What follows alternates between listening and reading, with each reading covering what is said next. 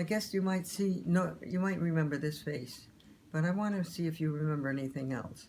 Let's say, way back, way back, way back. I remember I was angry at you when I was about 2.5, and so I bit you on the rear end.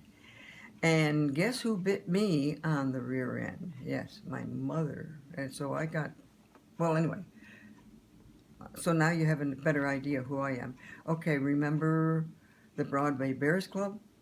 And remember that I joined it in some wild way of climbing up into that cupola? And I was so excited to be in that club. Remember that our club was going to go up and play football against the hill. And I was so excited, and I had my football uniform on, and the hat, and hood, whatever that thing is called, and the ball. And we went up there ready to go, and they wouldn't let me play because I was a girl. And I was so mad. I picked up the ball and I ran home. I probably cried a lot, but you didn't see that. I didn't want you to see me cry. Oh, but I remember that day, and I remember walking up to at least a mile up to school so often, and never walked with you very much. You were always ahead of me, I think, and with the boys and so on. And anyway, but I remember that. That was great. And when I was a senior, and you hadn't gone to the service yet, I got an invitation from, I was going to say Malcolm, but it wasn't Malcolm. It was some other guy that we weren't sure about. He invited me to go to the movies together.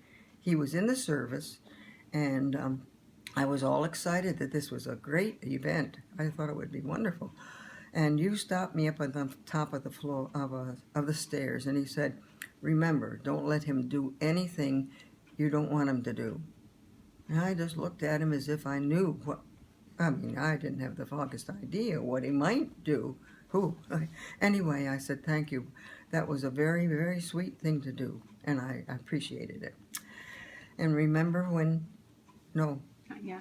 And remember when I ended up in Indiana, when you were there and Betty was there, and Aunt Jane was a baby, and I got in at 3 in the morning, and you picked me up, or I got to your cabin, to your little house, and you had to get up in the morning and go 2 houses down, open up this other place that had an empty bed and nothing else. And you said, "This is what you're going to stay in, no heat and anything."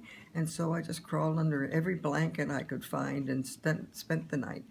But you probably didn't know all that. And anyway, I remember that. And I remember being really glad to see you in a different environment.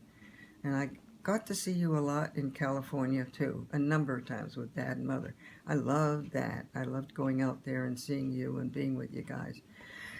And then there are other things.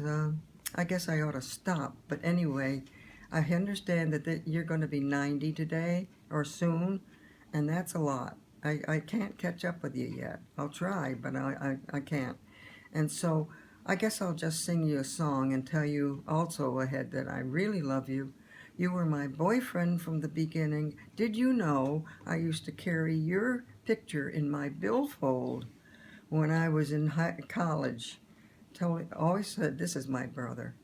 No, I said, "This is my boyfriend." I wanted to be sure I had a boyfriend. So anyway, here's the song. And I don't sing very well, but it's with loving kindness. I wish you a very happy birthday, a joyous and celebrated birthday to you, dear Olin. May you have a long, wonderful, beautiful 90-year-old and older life, and I love you very much. Bye-bye, honey.